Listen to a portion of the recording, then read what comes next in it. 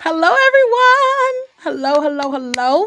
Welcome to July's On Cloud 9 Workshop Wednesday series where we feature all things cybersecurity, cloud technologies, and all things AI as well. I am Chanel, your host, and also the founder and CEO of Mentor Me Collective. For those of you who may or may not know, we have been around for 5+ years now. We made our 5-year anniversary in May. And so we're super excited to continue these spaces where we champion continuous learning, growth, and of course, opportunity for you to meet like minded folks who want to pursue similar careers and you can also do life with as well.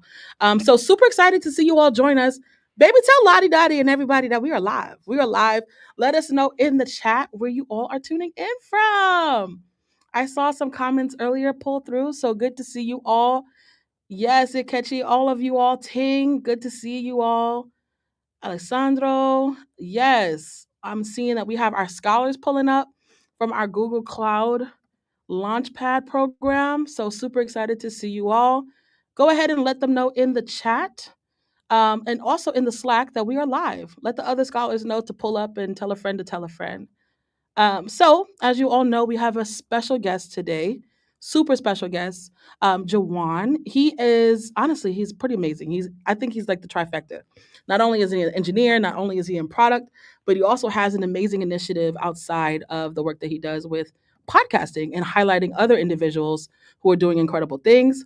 I also was on his wonderful show. So if you haven't checked that out, please go ahead and do so. I'm actually going to drop the link in the chat for you all to make sure you go and subscribe to his YouTube channel and check out all the other individuals there as well that he is highlighting. This past week, I saw a couple of episodes post, and I was super excited to tune in. So please go ahead and make sure you all are tuning in as well. And again, let us know. Let us know where you're tuning in. I see some folks from DC. I saw some folks obviously from the Americas. I think I saw Nigeria, South Florida in the building, all the things. So please go ahead and, again, like I said, subscribe, like, comment, and subscribe on the videos. Tell a friend to tell a friend as well. Awesome, awesome, awesome. So, we're excited. We're super excited about today. Today, we're diving into cloud migration and data security, protecting your data in the cloud. And of course, as more businesses and individuals embrace that power of computing, cloud computing, we want to make sure that we are highlighting space for you all to do the same. And especially when it comes to understanding how to protect valuable data in this dynamic environment.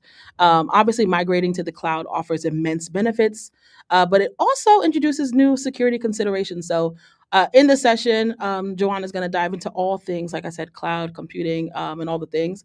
I'm excited. I'm so excited. I love to learn and I love having space to highlight individuals like Joanna as well, who, again, is doing incredible work in this space.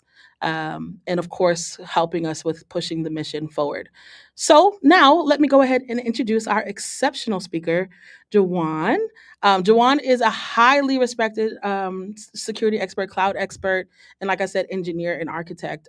Extensive experience in securing complex cloud environments and managing large scale data migrations with a deep understanding of the intricacies of cloud platforms like AWS, Azure, and GCP. Shout out GCP, okay?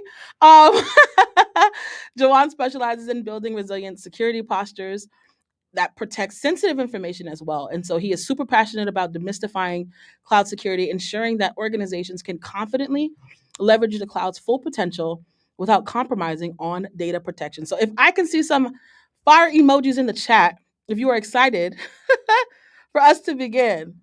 Joel, welcome to the stage. Wow, you got me all excited, even way more excited than I've been, and I'm really, really excited to be here and to share this time and space with everyone. Welcome to the show. That's out. So now, Joanne, before we dive into this topic, we definitely have to break the ice with a question. So, if protecting your data in the cloud was a type of high tech security system, what would it be? Like, what would be its most essential, non negotiable feature and why? I think zero trust is the Mm, biggest one, right? Because uh, when you think about just the cloud in general, right? Like it's like I think you've analyzed and shared all the great things about it, but you never like get the yin without the yang, right? Like so if you have the opportunity, that also provides opportunities for bad actors to be able to come in and do, what they do. So definitely you have to go almost with an adversarial mindset mhm. space and do things the right way. I would say like that. That would be the one. I love that. I love that so much. And for those of you even in the chat, and of course, Joanne, you can answer this as well. What's one concern you may have about data security when it comes to using cloud services? I know you just mentioned no trust, but I wonder if you have something else that you can share as well.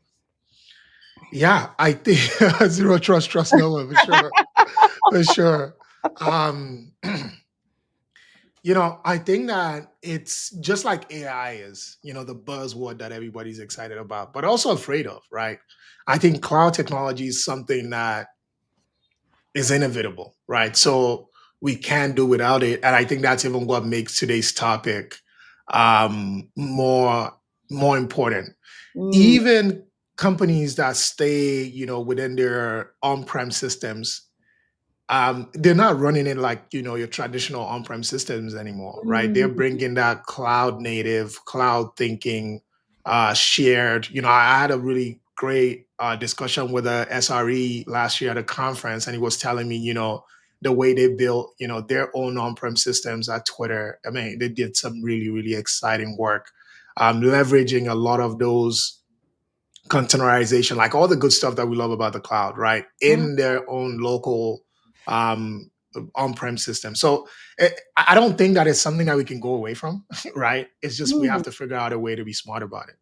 Wow, I love that. And of course, in the chat, feel free to let us know your thoughts as well. Jawan, we're super excited to have you. I know the chat is pumped to hear all the things you're going to share with us today. So over to you. Yeah, I also want to get started with a icebreaker of my own. So if you have any preference or your favorite cloud technology platform, let me know in the chat. I'm definitely curious to see what everybody's excited about when it comes to the cloud providers. And maybe as a bonus question also, if you could let me know by market share who's the largest cloud provider in the chat, I would also be excited to see that. Um, Okay, so today I am essentially talking about why cloud security starts before you migrate. And essentially it's a talk that focuses more on strategy than on specific tools. Oh, largest will be AWS, I believe. Yes, you got it. Yeah, largest provider AWS. Yep, yep. Yeah, Google is a lot of people's preferred, but people, yeah, AWS is the largest. Yeah, thanks for engaging. And okay, AWS, Azure, GCP. Yeah, yeah, that's it. That's it. Okay, so going into the conversation and the key focus for today, right? I want to cover it or go into this in terms of cloud security mindset, right? First, I want to discuss, the three-part framework, which is a structured approach to secure migrations across your entire cloud journey.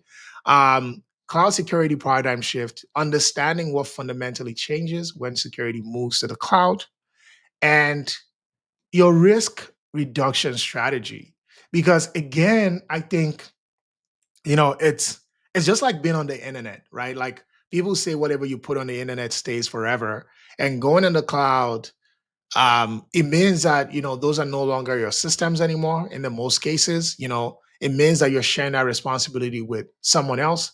So you can't completely eliminate risk. So you have to think about practical ways that you minimize threats while accelerating your migration timeline. And the fourth one will be, a collaborative security model. I think I'm piggybacking off of what I said initially, right? Which is, how do we create effective partnerships within engineering and security teams? And I think on that point, I want to know, of course, just tell me what exactly it is that you're excited about or what your specific role is, because I know like there's different people from like security, engineering, or maybe even product, so please let me know in the chat. I'm definitely curious to see the representation that we have here today. And if you have any questions, feel free to leave them in the chat. I can take them as I go along, or at the end. And kind of like to go back into my background and speak a little bit about who I am also. So again, I'm Juwon, as Chanel has shared earlier. I'm a podcaster, I'm a product manager, also a solution engineer. And I also work within the Google Cloud platform. So I'm sure that many of you are going to be excited to hear that. And my role essentially is to help, companies think about how they're migrating to the cloud, how they're, the different strategies, right? Whether that's lift and shift, whether that's some modernization or hybrid approach, just thinking through that whole life cycle and journey. But the key part that you can not even play with or discount in any way is the security piece, and that's why we're talking about that today. I'm just gonna give a couple shout outs. Thank you, Nika. Says awesome, Juwon. Yeah, really appreciate that. Cloud cybersecurity, um, cloud cybersecurity, um, cloud security program. So yes, a lot of people are excited about cloud security. That's great. So going to the next point, right? When you go to the cloud, the stakes are extremely high. And from an enterprise standpoint, it's even more so. So just to give you the perspective, 61% of enterprises fear misconfigurations as their primary cloud security concern. So they're afraid they're going to do something wrong, right? There's also advanced AI attacks specifically that target cloud security gaps. So there's just more on top of all of the things that, vulnerabilities that companies have to deal with. AI and the cloud pose a different threat vector that companies have to be aware of. There's also potential for, insider threats that increase exponentially without having the proper guardrails in place. And just to put it in perspective, the average cost of cloud data breaches per year is about for the average company is about $4.35 million, and that cost is even rising, right? So if you put all of that into consideration, like you see how this can be a very, very challenging space, right? So again, today we're going to be talking about just some mindset shifts that you can have as a professional in the space to drive that forward, to move forward with a bit more confidence. Because again, as we said in the beginning, you can't completely eliminate this threat or this risk, but what you can do is to figure out a way to minimize it as much as possible. So to properly secure your data, or to put data security at the top of your mind when you're working through this, you have to basically think about a three-step approach, right? You have to think about before the migration, what happens during the migration, and what happens after the migration. And those are essentially in three phases, right? So, how do we go about this?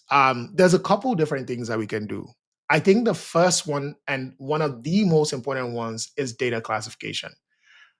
You have to understand what data are you dealing with per time, right? Is this PII? Is this PCI? Or any type of other data, right? You have to classify the data. You have to understand, what exactly is required per region, per zone, and that's another thing that you have to bring in, right? Data, especially if you're working with international companies, right? The data policies in different places are not going to be the same. Of course, like chief data officers or like senior executives have to worry about this kind of stuff. But I think given somebody who's junior or mid level in their career, having this kind of mindset, one, will set you apart as a candidate, but also prepare you for more of those leadership positions. So you have to think about, what are the different things that we need to build in terms of our data retention strategy, in terms of our data deletion strategy, in terms of, data access strategies. And I'll give a very real example. There are countries, for example, that have specific data laws that say, the data within that country or that's generated within that country has to be localized within that specific country, right? So as you move to the cloud, or as you make that jump, you have to think about how are we providing the features, the functionalities, the capabilities to support that kind of approach. Because, for example, and I'll give a very real example. Like if you have a data warehouse, right, that houses all the data within the organization, if you have a localization project that you have to do within that cloud migration strategy, you essentially have to build the same guardrails and even more for that specific local region that you're protecting that data for, right? So data classification, understanding, how the metadata, how you're tagging the data, how you're provisioning this data is a very, very key aspect of this journey.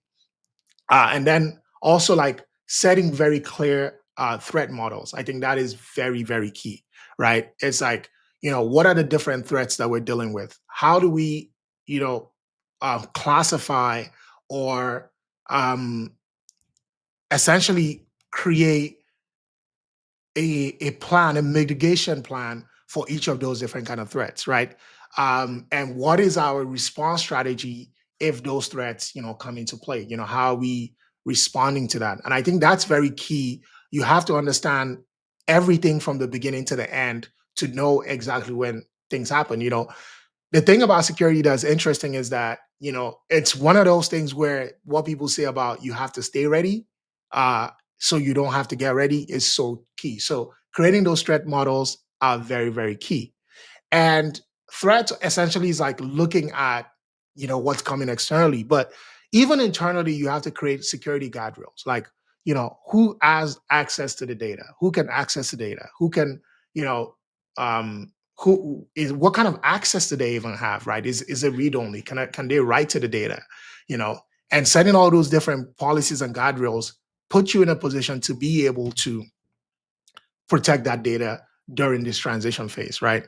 And then during the migration, you want to build security into into that process. One of the things that I have a lot of appreciation for that is there's so many risks involved when it comes to data breaches. Of course, there's financial. There's even sometimes potential for criminal penalties, right? If it's found that companies purposely mismanage data, and also there's a lot of um, reputational damage as well, right? Because if are part of a health system or you have a health insurance company and they mess up your data, or there's a data leak, that drives down your confidence, right? And those are things that can get you to switch from that specific provider or that platform. So it is very, very key in this case to have an holistic strategy to protect the company, to protect the customer's data. I think that's very key, right? So building it into the design is a very key thing to do. And one of the ways that you can do is implementing a list privilege identity and access management policy, right? People should it should basically be on a need to know or need to use basis, right? Like if someone only needs, um, three levels of access to be able to do their job, they shouldn't have one access more. And this is why design comes into play because one of the challenges that I've seen teams run into, when they're doing identity and access management controls is creating, 10, 15, 20, 30 different roles, right? Which it then makes it very hard to manage that whole process, right? So in the thought process of building out these roles, you have to be very thoughtful, right? About, what are the different people who are going to access in this data? What is it that they need to be doing per time with this data? What level of access would they need, right? And then designing that to be as holistic as possible while still giving yourself the flexibility to be able to grant more or take more away, right? And thinking about, who are the people who are going to be approving access, who has the right to take access, and for how long should people even have access, right? So all of those things are things that you have to think about, right? And another one is that you have to encrypt the data, right? Even after you've figured out, this is who gets the access and who doesn't, right? You still have to even protect the data because, again, threats can come from anywhere, right? So you have to ensure you're properly protecting that data at every stage of the journey. And then validating your security configurations. Like the underlying security of the platform, the underlying security of the different, tools that exist within there, um, you have to figure that out. So I think I see a point keeping up with the permissions in case the roles changes. Yes, yes, that's another great point, right? And that's the thing is that, and I think it goes very nicely into the third point, right? Which is monitor and mature, right? You want to pay a very, very good attention to what is going on at every state of that journey, right? Platforms mature, tools mature, even the teams that handle the tools mature. So you have to think about how are we evolving this strategy, potentially even having a regular cadence, right? Where you're constantly having to check in and thinking about this process through and through from beginning to end to ensure that you're taking care of every single step in the process. Yeah, human error. Yeah, that's definitely one. I'm gonna go into the chat and just read some of the comments because I'm seeing a lot of really interesting stuff, and I really like the level of engagement that we're getting here. I'm feeling the love. Thank you guys so much. So yeah, thanks for the greeting, Martins. Nigel, can you recommend courses on threat modeling? Books tend to dedicate um, a chapter only to this topic. I have to do some research on that to know specifically what books are out there, but I can definitely check and share that back with you.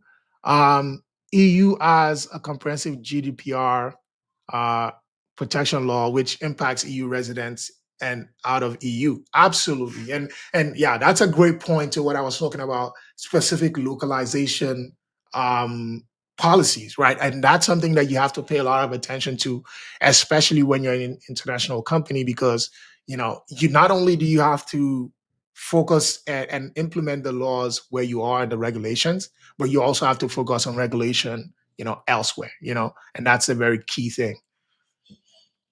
With AI manipulation, and do we easily make our infrastructure more and save cloud is more vulnerable than before? Absolutely. And that's why, having a threat mindset and a security mindset is very, very key to driving a lot of that, adoption and responsible behavior that we're looking for and that we want to really encourage and build that, mindset of the cloud is not going away, right?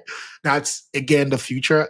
One of the things that I was shocked about, when I was taking my beginner, GCP cloud leader, and even in the process of taking the um the architect one is you hear things like certain government and banks and all these other people don't use the cloud, but that's not even true anymore, right? Everybody's on the cloud, so now there's way more at stake, and that's why security is a non-negotiable when you really think about that process. Yeah, classification is important. Absolutely, similar to CI/CD pipelines with building security into and throughout the infrastructure. Absolutely. principal list privilege is so important. Yes, yes, yes. Wow, a lot of good stuff. Keeping up with permission in case roles changes. Yes, we spoke about that. Uh, Misconfiguration is the biggest source of data breaches. Absolutely, absolutely.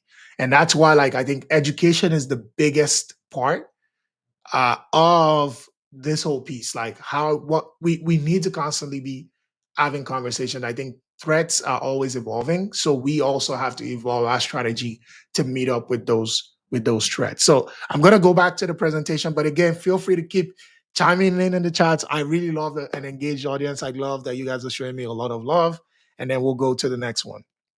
So as I said in the beginning, right, we're not just focused on the tools. I think that is something to not only think about in the process, you have to think about it strategically, right? So the first one is encryption does not equal data security, right?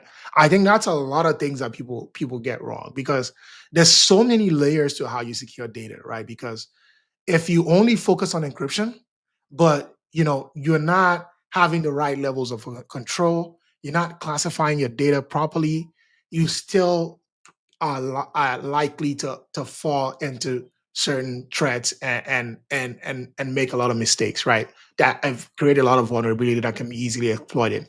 So you need to think about everything end to end, right? Robust key management. Are you hosting those keys locally? Are you hosting them locally, or are you using a key management service? Who has access to what? We talked about that earlier. It's so key. And what type of data is it that we're protected? Because I think that's even another level that we need to think about, right? There's certain organizations that don't even allow um, access to to I'm looking for the right word, to clear text for specific kinds of data, right?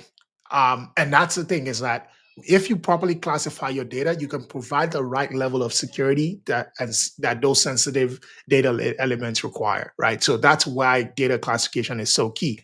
And we talked about it also, right? Another one is IAM does not equal zero trust, right? Which is why, again, identity boundaries, continuous verification, right, is so key, and context aware inspection.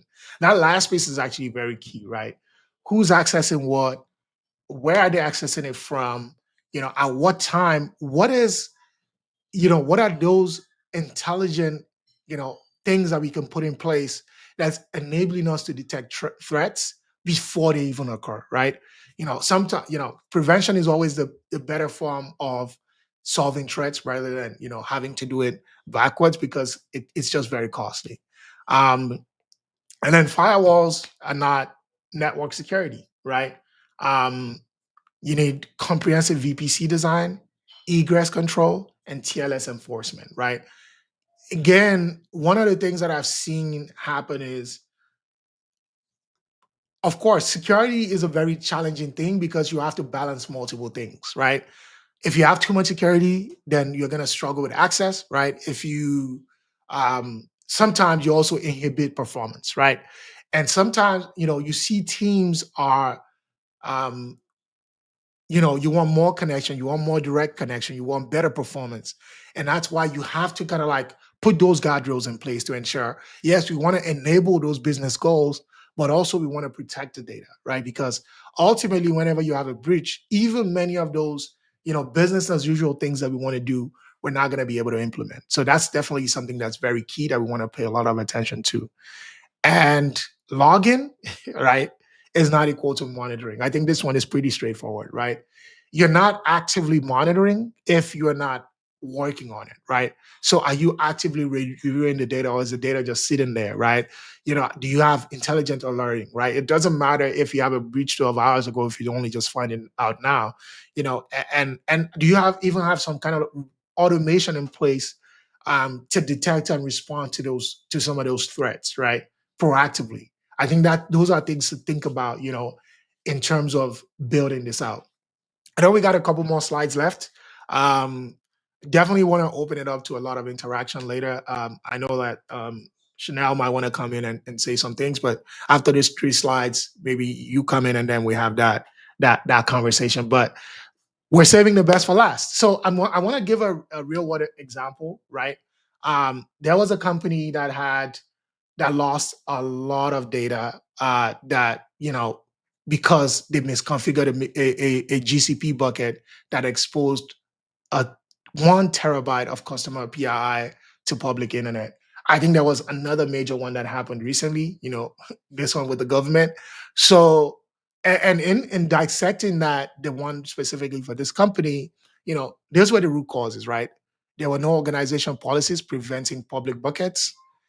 They had overly permissive IAM roles granted, and there was a lack of validation checks in the deployment pipeline. um, some of the preventative measures that this company could have taken to to guard against some of these things. One is enforcing organization policies that deny public buckets, right? Implementing a least privilege IAM access model and continuous validation across this using the security command center. Um, So when you think about the cloud, right? Because again, I think we established this at the very beginning. It's almost like a free fall, but it's not, right? That means the responsibility of protecting the cloud has to be shared, right? Not one person owns it. We all have to own it, right? But when it comes to the accountability, you have to treat the accountability like it's just yours, right? You have to have end-to-end ownership of your own process, right?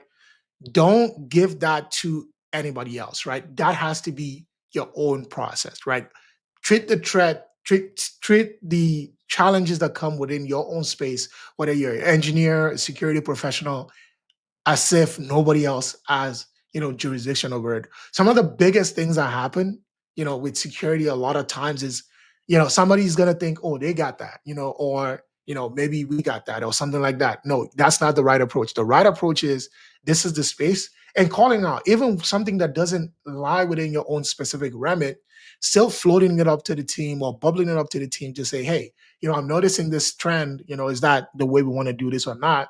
Because the challenge is, so many people can be assuming that this is what's happening, but it's not, right? So that's why it's good to have that mindset. So of course, there are multiple layers, right? The cloud provider has responsibility for sure, right? They have responsibility over the physical um, infrastructure, the host OS, network, storage, etc. Right? Shared responsibility for the teams come in form of identity management, access control, network controls, etc.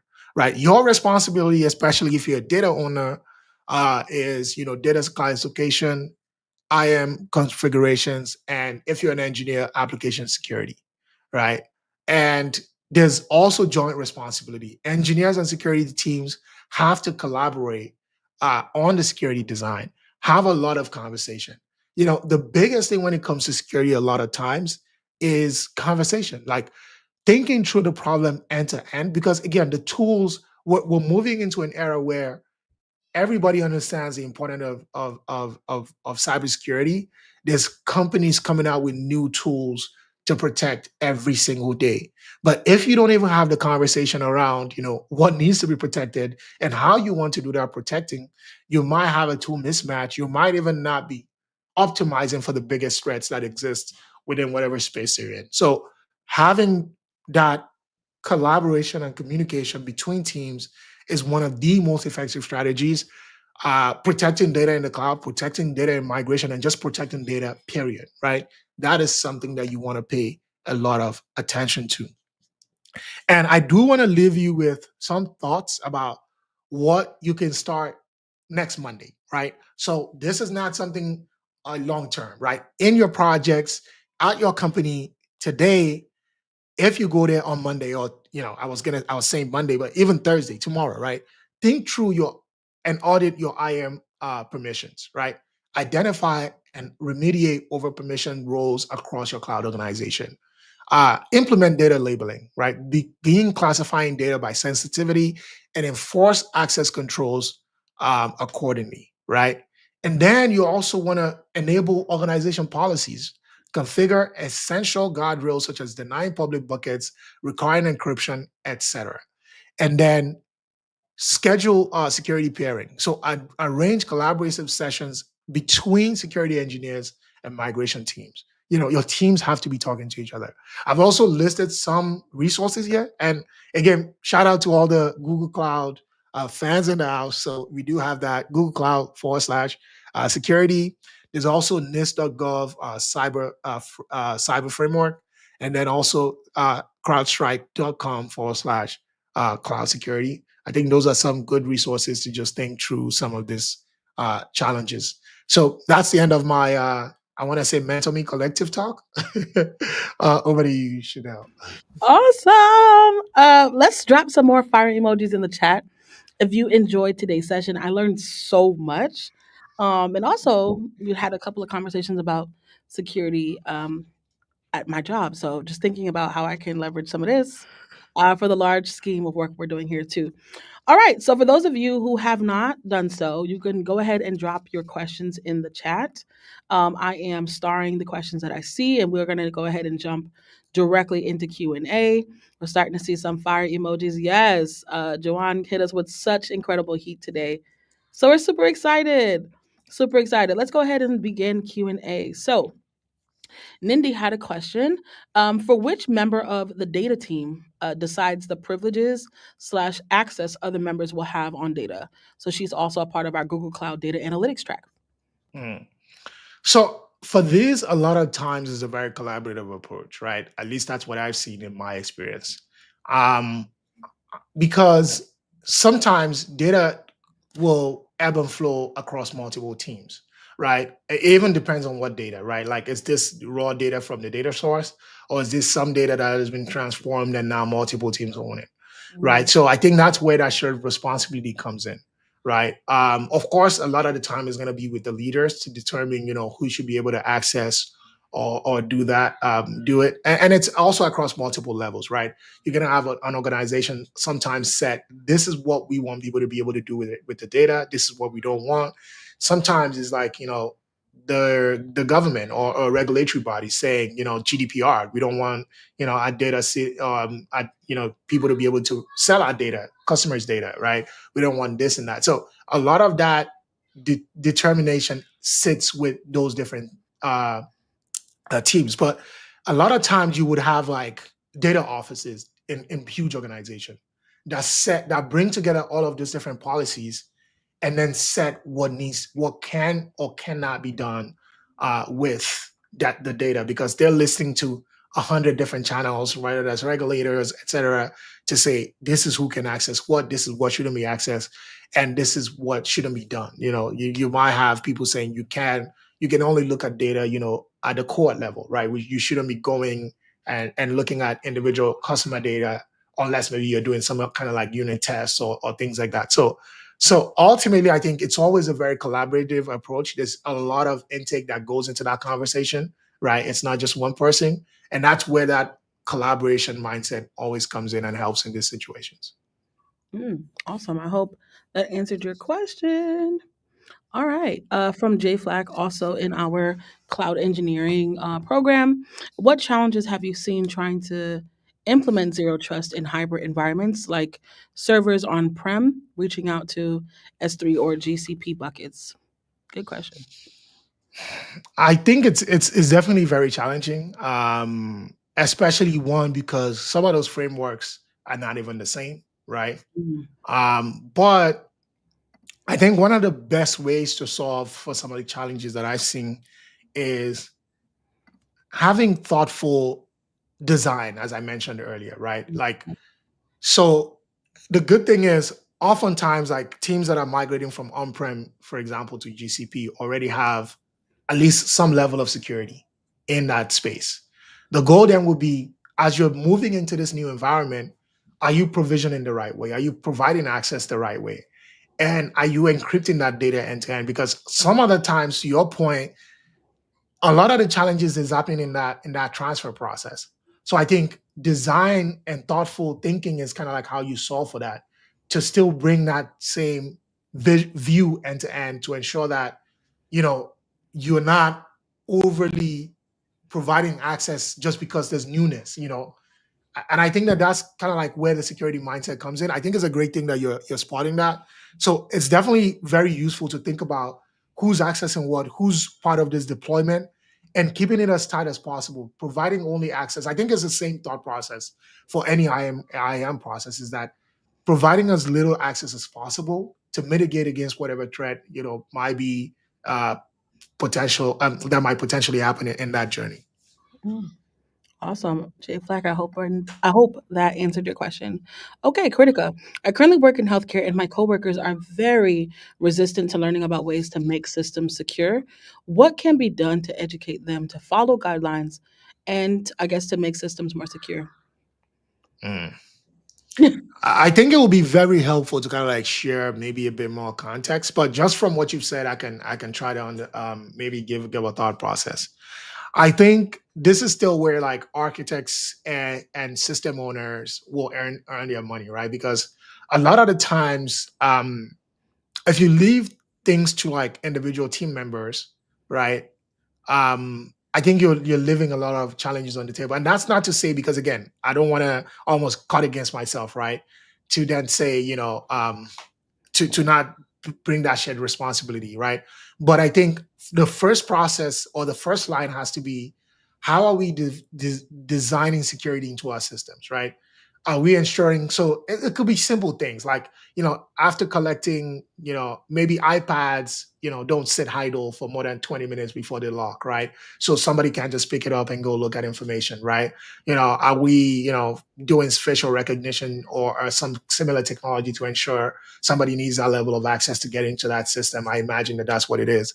And if it's maybe physical data, if it's still kind of like a pen and paper office, like, of course, that's more challenging to do. That's not my realm, but I think some of those thought processes still come into play, right?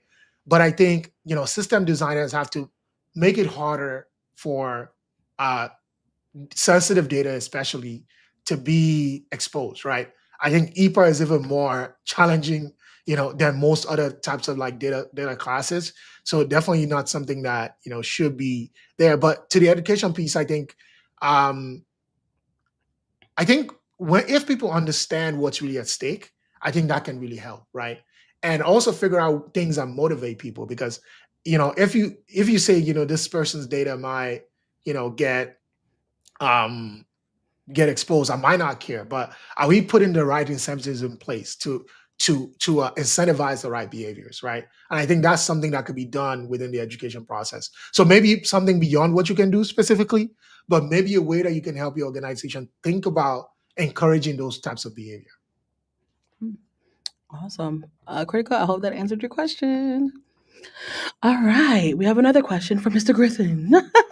Griffin, Azure has a tool called Sentinel that scans your deployment and provides security guidance. Is there a GCP equivalent? That's a good question. Mm. I've actually not come across that, so I'm gonna need to actually check. But I imagine that there's some my job specifically, we have our own internal, like, you know, scanning tools, etc. So I'm not familiar with the GCP offering, but I could definitely look. And if anybody knows, please let me know in the chat. Awesome. Awesome. Awesome. Next question from Mr. Cam. How often should misconfiguration reviews happen and should they be automated? Another good question.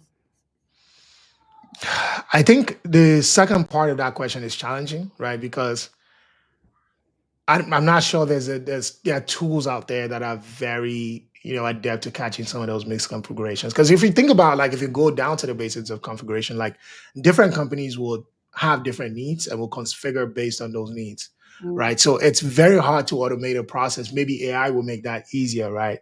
But I definitely agree with the first part, right?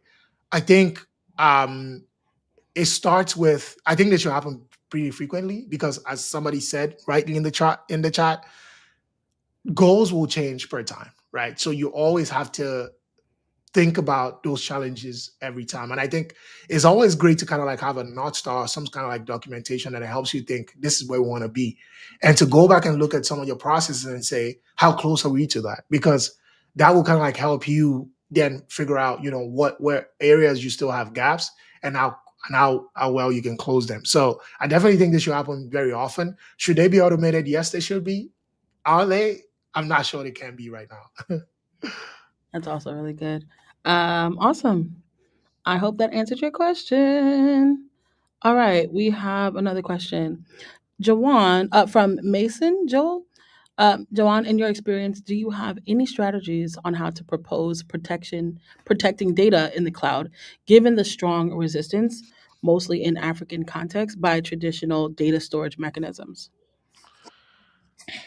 I'm a little confused by the question, right? Because if we say traditional data storing mechanisms, does that mean that they're still storing data on-prem? Because then it may not apply. But I guess to the general question, I think every company should pay attention to it, right? And I think the great thing is in many places you do have regulators, right? Or policies, right? Like HIPAA, like GDPR, like some of these other policies that enforce companies to do it. Because to be honest, like if most of these companies didn't have to secure your data, they probably wouldn't, right? So I think one way could be potentially to advocate for legislation, right? That forces company or puts some total penalty on companies to take it seriously because, there's companies that literally don't slip because they want to make sure that they're mitigating risk, all kinds of risk all the time, just because they know like that's where, that's the biggest threat to their business, right? So I think every business has to think about it that way, right? Not securing your data erodes trust with the customers. It can make you liable to penalties. It can make lead to financial loss. Like there's so many things that it leads to, right? And everybody, like all serious companies take it seriously. So, if you're working for anyone or know anyone who doesn't, I think you should probably evangelize and let them know like that's something that they need to be doing.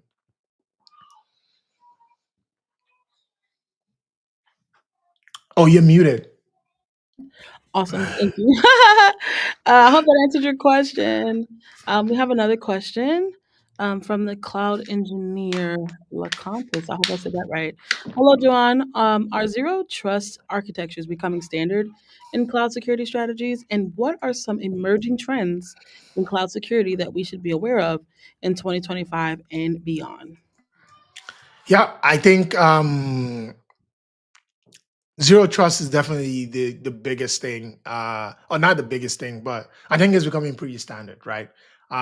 You definitely want to provide the least amount of access, right? You almost want to treat every single person as if they're a threat vector, right? And that's why like most companies, will have, you know, SSOs and MFAs, just things to ensure and validate that it's the right person, right? And even like, relogins, because sometimes the threat is not coming directly from the employee or the person, but it's that they may have been compromised in some way. So essentially you definitely want to treat everybody as if they're a threat vector until they prove they're not.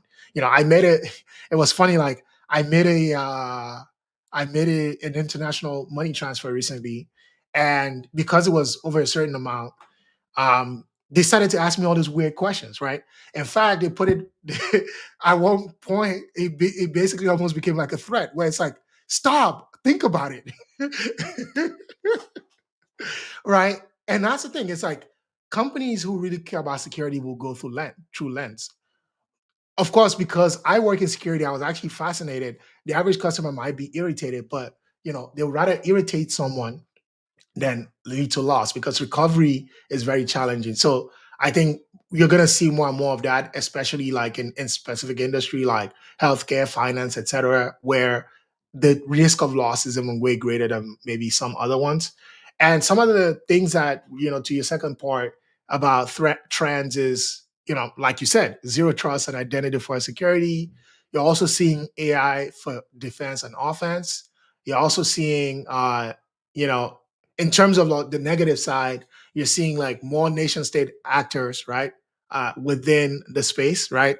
And of course, if you've done your, Security Plus and similar certification, like those are heavily resourced, actors within the space, that pose a much larger significant threat than just individual actors, and some other similar trends, right? So those are the bigger things, and of course regulation, like that's something that's always going to be new. The more the threats increase, the more the regulators try to catch up and bring up new regulation that makes it much more interesting for the jobs of the people on the teams working to secure those systems and data. You're muted again. Again, Lord. Okay, awesome. I hope that also answered your question as well. So we have another question from Shanice, also from our Google Cloud data analytics track. How do you monitor for suspicious behavior or potential breaches in real time in the cloud? Good question. Yeah, so there are multiple tools that allow you do that, right? Login tools, monitoring tools, that just and also like a lot of threat models right out there that potentially monitors traffic, monitors the network, just tries to figure out is something out of the ordinary. And that was kind of like to the point I was making in the last slide about a login is not monitoring, right? Like there's many tools that allow you log, but on top of that, like, are you building the right insight into that to then be able to act? There's also like even a lot of automated defense mechanism and systems, right?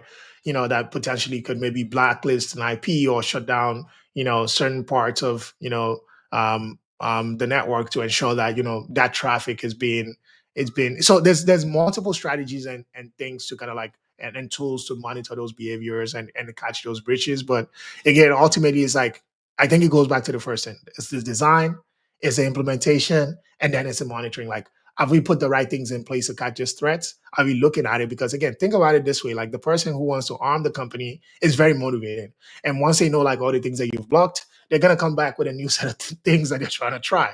So, which is why like, yes, you have to do the 2-1, but you also have to be proactive and keep in touch. That's another thing to actually pay attention to. If you're a security professional, I think you have to read what's happening a lot, right? I remember like there was something that we're thinking about, that I was thinking about doing in terms of like being able to do like unstructured data. And something that came to mind, that I found was, there was a company that was recording like customer audio. And what was happening within the customer audio was the customer potentially can mention their names, which is a PII, multiple times within the call. And the way they had built their data encryption models, or like protection models, did not account for that kind of pattern, right?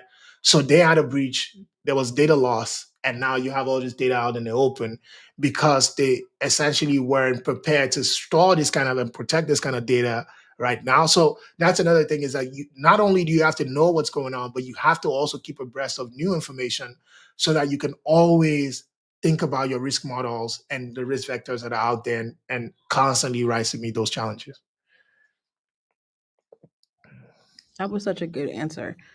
Shanice, I hope that answered your question. Nigel, what do you think of implementing threat modeling as part of a CI/CD pipeline? Can this be automated? Yeah, as I mentioned before, there's many parts that you can automate, right? So flagging insecure defaults in your infrastructure as code, enforcing policies, we talked about that. So no open ports, no public buckets, validating architecture diagrams or Terraform plans against known anti-patterns, Mhm. scatting deficiencies known for vulnerability, right? So again, there's so many like things that are basic that you can do out of the gate that you can automate. But again, as I mentioned, the part that you can automate is the thinking, right? And do you understand, your attack surface, how your data flows, who has access, where are the risks, and what are the things that still require human input, right? I think understanding all these different layers is what helps you to build content specific that's tied to your own specific business logic, or the kind of architecture decisions that you make. So ultimately, I think you can't automate what you can automate, but then there's many parts of it that you can't. Hmm, awesome. I hope that answered your question. All right. Hi, Juwon. Will this presentation? Oh yeah, it'll be available. No slides though, because you can watch the recording and you can view the slides from the recording. Sorry to take your your thunder there, Juwon. But moving along strong. Okay, most of my data ended up bestowed by data governance and data security. Yes, I think we talked about that. We have a question from Romy. How can fintech platforms ensure compliance with FERPA and other regulations when collecting and storing student loan data? Oh, that's a very interesting one. So I think you have to think about all the data regulations in the same lens, and that's why I said, um, that's a very very costly thing for the teams that do this, right? And that's why I talked about, like, the data offices, because a lot of times, as a security engineer or data practitioner, like, it's very hard to do on your own. There's a lot of policies, there's legal, there's a lot of different challenges there that somebody has to literally go and figure it out. So if it's a small fintech platform, I think they have to build out that team and capability to be able to fully understand what those regulations are, how they're, prepared or unprepared to meet those needs, and then building out a strategy to start doing it. One of the things that I've seen also is, like, with regulation, of course, new regulations are coming out every single day. Regulators don't expect you to have all the answers on day one, right? What they want to see is that you're making progress. Where are the plans? Where are the documentations? What's the implementation roadmap that your company is taking to be able to solve for some of these problems, right? And I think that's the most important thing. So I think keeping that mindset and understanding, you don't have to solve everything on day one, but at least you have to work towards ensuring that you're mitigating as much as possible is always going to be important. That was so good. Romy, I hope that answered your question. I know we have about 3 more minutes to the end of call. We have a lot of questions, but before we continue on, and I do want to make sure we respect Juwan's time, I want to make sure you all go ahead and follow him on LinkedIn. Go ahead and connect. He shares a lot of great resources and also shares a lot of great people on his platform there that you all can continue to connect with and learn from. So please go ahead and do so before we jump back in. I think we may have time for maybe one or two more. So let me just go back and Oh, look. can I quickly jump in? Because I think Sure. Rami just shared one another context. So this space I'm actually very familiar with, because I do have some friends who play there. One of the things that I've seen, a lot of new fintechs do.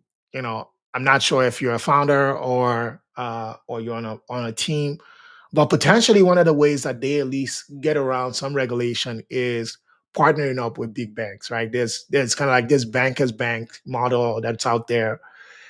Of course, it doesn't mean that it shields you from everything, but at least it can be that layer, right, that you have while you go figure out, like, customer acquisition and things like that, right? Because, I've seen the really dark side of that. So thanks for the context. I think they're called Ping Express, right? A bunch of Nigerian founders who were building this really great startup. They were acquiring customers aggressively. They had some KYC issues, and unfortunately, they went to jail for it, right? Just because they weren't collecting and protecting. No, not even they weren't validating who their customers were. So because some people were using the platform for the wrong reasons, right?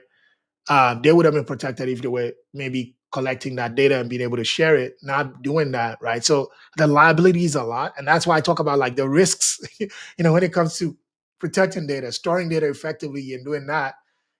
These weren't criminals that were just trying to build a business, and that ended up happening. So you do have to, like, it's very serious. Yeah.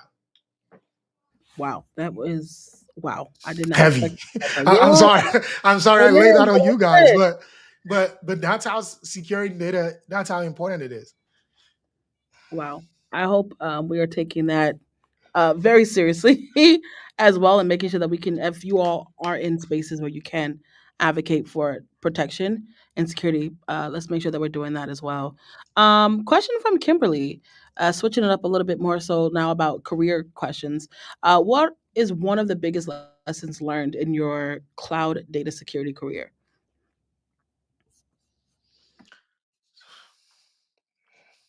Yeah, that's a really great question. I feel like I'm still learning every single day. I think, and I think that's the biggest lesson learned. It's to just be a lifelong learner, like, absorb information, like anything else. Like, it's so interesting that, if you don't if you don't like meetings, this is probably not the role for you, right? Because you need a lot of shared context and a lot of shared understanding to be able to understand, what happens within the space. And I think that's what I was sharing earlier, right? Like, um, own everything, but also like understand that you don't control everything, and that's why like sharing, right? If you find something, don't assume like if some things might be, it might seem, you know, basic or an afterthought, but it's not. And that's why like if you're not sure, always ask. In fact, talking about zero trust is trust but verify, right? You always have to go that second route, go to that second level and figure out, do we really have it under control? Is this really taken care of? Because if you don't, yeah, it could lead to a lot of like big challenges. Wow. Well, y'all, that is all we have time for today. Again, if you have more questions, please feel free to connect with Juwon on LinkedIn. I am going to go ahead and drop his YouTube channel as well. Definitely want you all to connect there too. So let me go ahead and drop that one more time. Juwon, if you can describe your experience with this session today in a form of a color, what color would it be and why? Wow. I think my best color, first of all, I'm gonna lay that context, is purple because Ooh. it's a combination of blue and red, and it also signifies royalty and Oh. richness. And I think Mm. that's what it was. Like I really enjoyed, as I said, shout out to you all. In fact, drop fire emojis for yourselves, not for me. Because I Ooh. really enjoyed, a lot of the feedback. I like that there's a lot of practical people, operators, tech founders working in there, and we can have real conversation, right? Like and share potential insights that could be helpful, as you build. I think build is build. You should continue to build. That shouldn't stop you, but I think it's always good to kind of like just have that context so that you can rise to meet those needs, right? The biggest, it's interesting, like some of the biggest things that other Nigerians who are also building are also fintechs, right? So that one challenge probably served, even though it's sad, but served as an insight that helped those other people out. So I really, really have enjoyed my time. I think you guys are doing amazing. And to you, how can I forget? To the Queen, I Joanne. mean, I've been super inspired. And that's why, like, every time you call me, I'm running there. I'm always there, right? Because you do such an important work in the community. I see how you're showing up. In fact, I'm going to leave with this very interesting story. So, I went to when I was at an event in New York last year, and I ran into this lady who said, "Oh, do you know me?" I'm like, "No, I don't." And then she says, "Oh, I watch your podcast, and I watched your episode with Chanel 3 different times. I learned a lot about what she did. I was super inspired. I went to one of her programs. It's so funny. I don't really remember who she was now anymore, which is shame on me. But that's the kind of impact that you're having. Even beyond this space. And I just want to thank you for all the amazing work that you do. Wow. That, as you can see, I'm speechless. That means a lot. I love what I do, and I believe that I was called to do what I'm doing now. So I'm in my purpose, and when you're in your purpose, God will continue to give you strength and connect you with great people like yourself, right? Like-minded folks that will help you to continue doing the work. So meeting folks like yourself, being able to impact individuals like you all watching, makes it all worth it. And so you have just touched my heart. Thank you. Thank you so much, Chanel. Well, yes, of course. Thank you all for tuning in. We're super excited to have you all. We want to say thank you, Joanne, so very much. Definitely going to follow up with you as well. We have other opportunities, so we're definitely going to have you in the mix. Is there anything else that you want to leave us with before you hop off? Um, I know that your audience is always people who are potentially transitioning into tech, trying to get into tech, and I know it's a really tough market out there. But I want to tell you guys like one of the biggest mindset shifts, and I'm going to share a story of a friend of mine who actually transitioned from being a QA engineer into cybersecurity. That whole journey took him almost like 9 months, right? Almost a whole year. And this was someone who was already interested in tech and is in this market, right? Um, don't let the noise take you away from your purpose, right? To kind of like what Chanel is saying, you know. there's space for people. People are getting jobs every day. It's not going to be easy. I'm not promising that. But if you stay committed, which I see you guys are, like you guys are in fire, right? You can withstand any storm. You can get the knowledge, you can put in the work and get into the space. You deserve to work in tech. You deserve to build generational wealth. You deserve to do all the amazing things that you want to do. Connect with me on LinkedIn, connect with me on YouTube. I'm always sharing a lot of great stuff, and I'll be, yeah, I think that's what it is.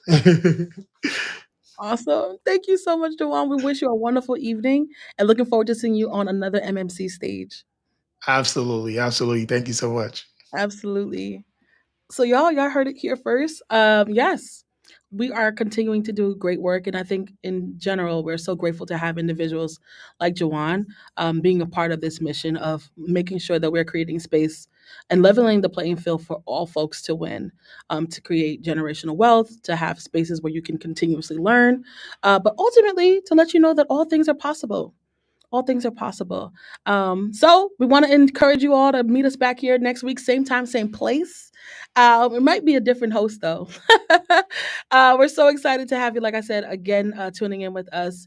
Please go ahead if you have not already done so. Please connect with Juwon. He is amazing, absolutely phenomenal. We're excited to have you all a part of what we're doing here. And with that being said, have a wonderful evening, everyone.